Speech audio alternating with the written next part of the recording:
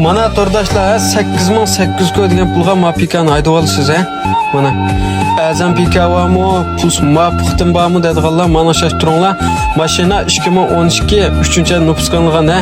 Yerlik 2-nji qol 2013 qo'ygan qonunlik 100lik kezi var mashinaning ha. Mashina urib so'pilgan, kesib bo'lgan, traktor avval yo'q, ishchilarim bak pokiz turgan mashin. Usta pul muvaffaq, usta gazlik pikasam bu dedigan mana şaştırsanız buldu. Mashina salon motor 2.0 belyan qonunlik 100lik kezi var. Gaz 2025. Mashina bo'shanshan yerlar to'shdi, bo'shanshan yerlar men chastay qilibman. Mushta pul muvaffaq, mushta gazlik pika olma dediganlar mana şaştırsanız buldu ha. Mashina cho'ng urib so'qilgan, kesib bo'lgan traktor avval yo'q. Mashina to'cha qisqa chiqdi.